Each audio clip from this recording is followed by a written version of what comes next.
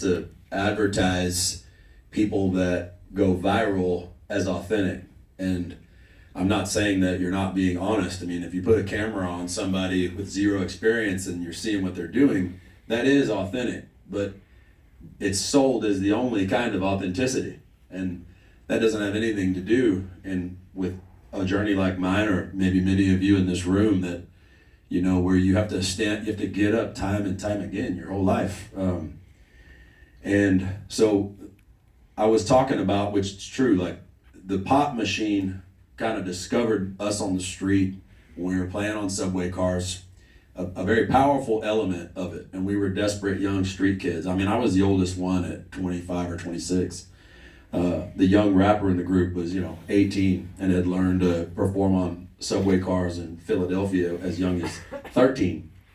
And it was a lot of young men like that from really, difficult backgrounds. And anyway, that whole thing fell apart. I won't go through all of what happened, but it fell apart. And immediately after that fell apart, no one that I ever came in contact with believed any of it happened.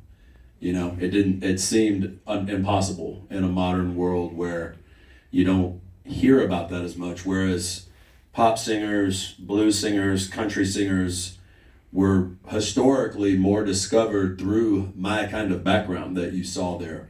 Itinerant players on street corners. It's a good person to sign when they're young. They're showing you they've got the hard work. But that takes time, and it takes a lot of investment in from labels and management and all of that kind of stuff. And it's like, if you can milk, an artist, or utilize, I don't want to say milk, but hit that window in the sweet spot, and when it goes down, get another one. It's kind of like, horse racing. So, and I'm rambling here, but so we go to Sunset Marquee after the Grammys. This is just the other night, and we're sitting down there, and my attorney's there, and Jared's there, and Taylor Grace, my wife, and Simon, a lot of people we know.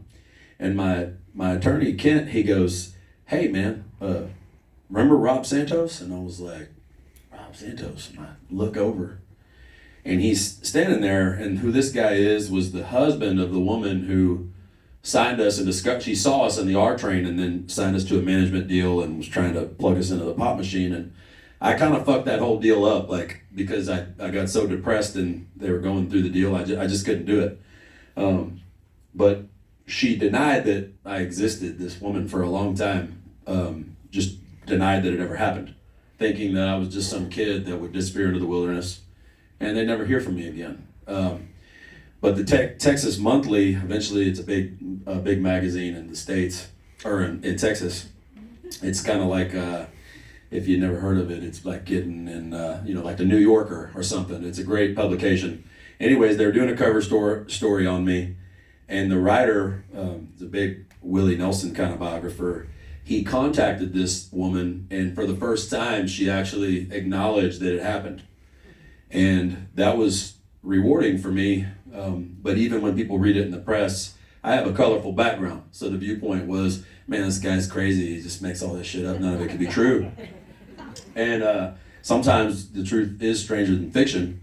And there's her husband. They're divorced now. And he's in the business, and he was a nice guy. I always liked him. And I didn't even dislike her. And I've been eating off the plate of that experience a long time now. But it came up that she had done the interview for the Texas Monthly piece, and he said, "Yeah, I was telling her, don't answer them, don't talk to them. You'll benefit. There's nothing to gain or benefit. People like us don't need to talk to them." And I looked at him finally, and I said, "Hey, man, like maybe you never thought about this before, but that validated and proved that a street kid got that deal that got me here, and and it was I saw in his eyes. It was the first time he ever thought about it from that perspective, and." It dawned on me watching this documentary. I mean, my heart was racing in certain parts, because, yeah, it was wild. But I was expecting all of y'all to walk out of the theater halfway through, so I really appreciate y'all hanging out.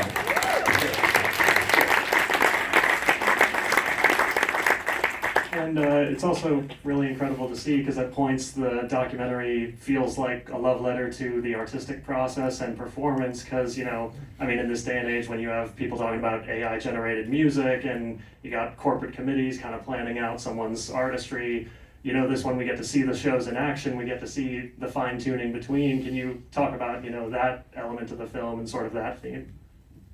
Yeah, I've had a really rough and rocky relationship with the business side over the years. That's probably pretty obvious there.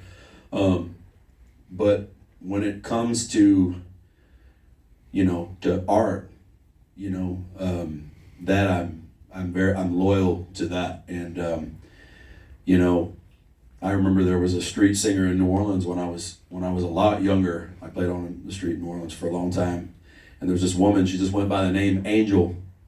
And she was always barefoot, and she was older. And she was definitely born and raised in New Orleans.